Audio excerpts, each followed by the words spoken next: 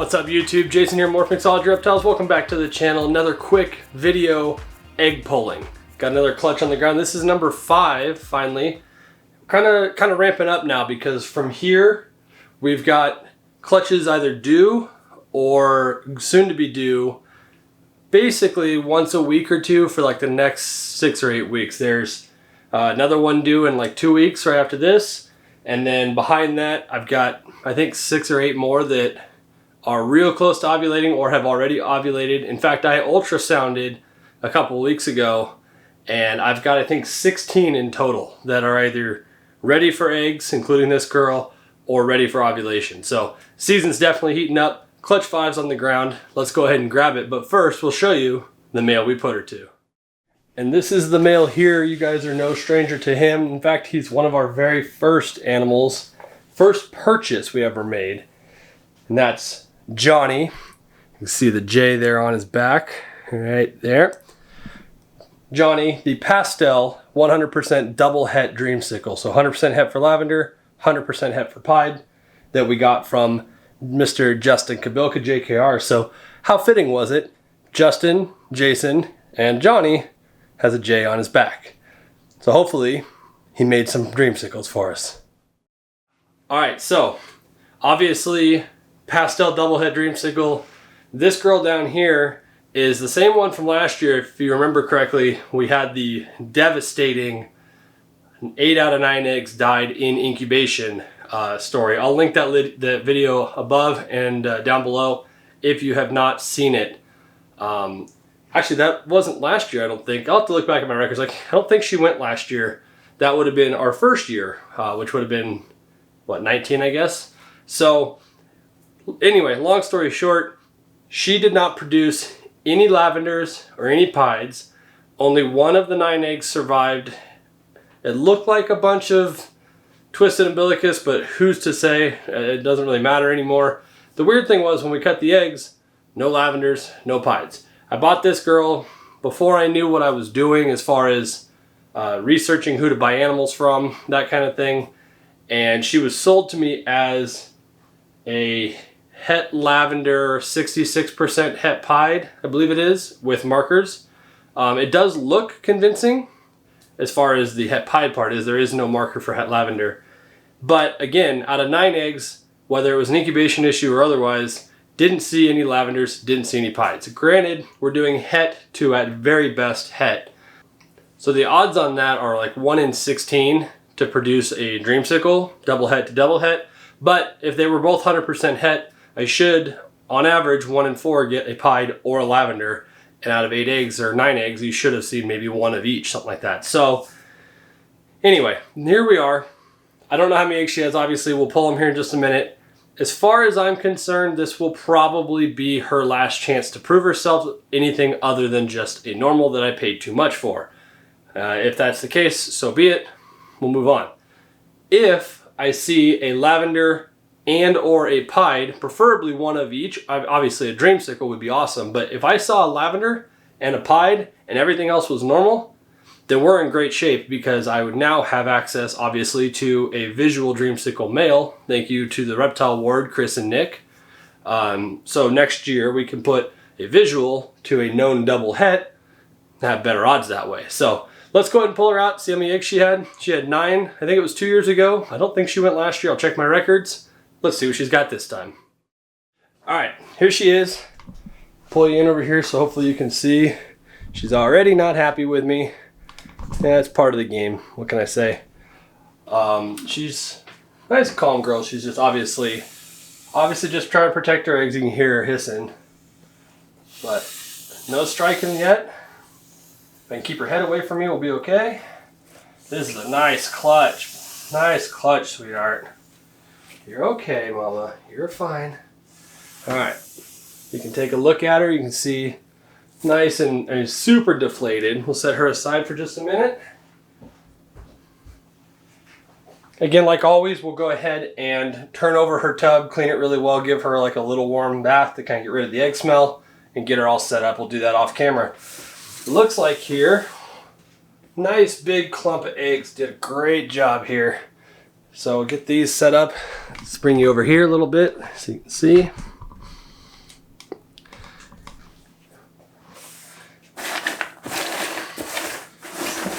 like I said, we'll go ahead and clean her up later and get her all set up. For now, we're just going to put her back and let her relax. Good job, Mama. All right, we've got 1, 2, 3, 4, 5, 6, 7, 8, 9, and 10. Awesome, so more than last time. 10 perfect eggs, no slugs. I don't know if you're going to be able to see. There we go. Let's check the weight.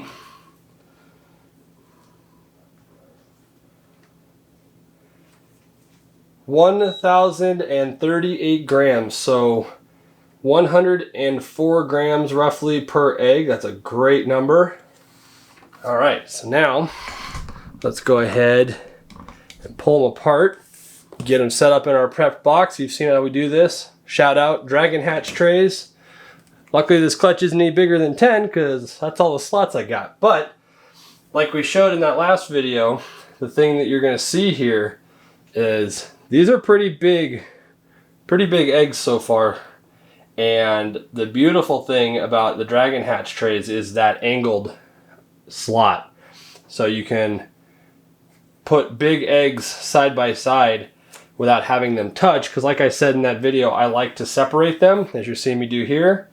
These are really fresh, by the way, so they're coming apart really easily. You can see, like on this one, how like soft that one really is. So these are just recently finished, but works out perfect to put these side by side without having them touch in case one starts to go bad.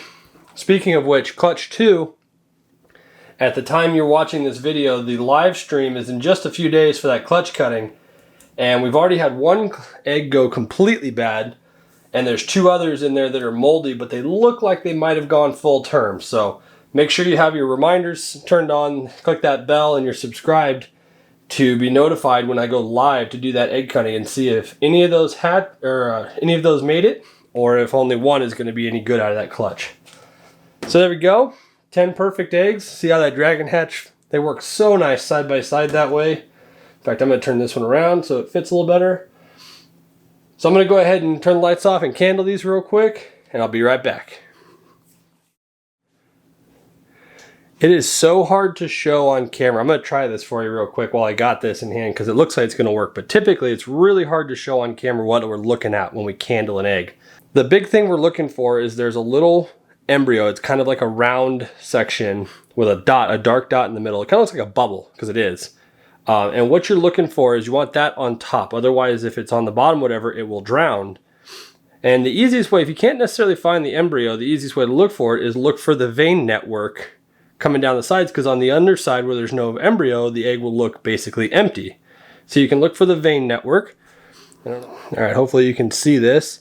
So you can see that vein network. Hopefully you see all the little veins in that. Whereas this side of the egg, see how it turns yellow and there's no veins. So if you flip it over to where the veins are, you can probably make out, and sometimes you can shake it a little bit to see it move. Right there. See that bubble right in the top with the dark spot in it and the veins coming off?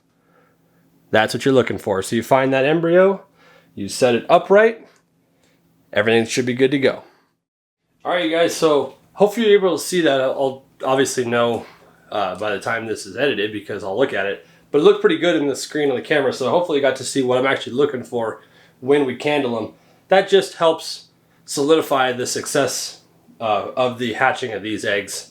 You know, some people like to keep them as they were laid, and as it stands, they were all basically upright anyway, so they probably would have been just fine. But I just, you know, I like this method, and that way if one starts to go bad, I can pull it out and it doesn't take any more with it, and we know for 100% certain that the embryo is upright and should have a chance to survive. So I'm going to go ahead and put a marking on the top of here. This doesn't really matter what you write, obviously. This just helps me see this is the top of the egg, and if anything, you know, if you look at it and they roll around or something, you'll know where the top is without having to candle again. That's the beautiful thing about using the Dragon Hatch trays is instead of like the light diffuser, you know, they can get jostled as you're putting them in and out of the incubator. This is much more secure, but just in case, I've started changing. I used to number them, And I might do that for a specific clutch, like if I was going to do a giveaway or something based on a certain number, we might say, I'm just going to number these randomly, and number 7, we're going to give away whatever it is, or something like that. And I might do that later in the future this season.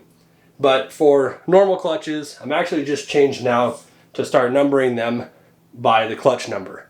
The reason I'm going to start doing that is if I have small clutches, say on the same day, and let's say I'm running out of room in the incubator, I can put, you know, clutch 9 and 10, if there's 4 eggs in one and 5 eggs in the other, I could put clutches 9 and 10 in the same box if they were due to hatch the same day, obviously if they were laid the same day, and I can just number clutch 9 and clutch 10. That way, you know, as they start to, if I go to cut them, I'll know which is which, and I can separate them at that point, so on and so forth. So that's the way I do it. We're going to do the press and seal because it seems to be working right now. Get it in the incubator, and we'll head on out of here.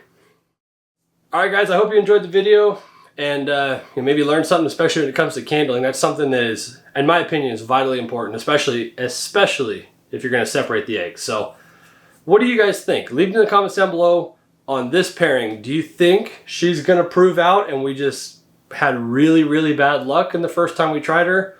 Or is she a lost cause as far as the Dreamsicle project is concerned, and use her as just a really nice 10 egg laying proven breeder normal, which is not always a bad thing to have on hand, believe me.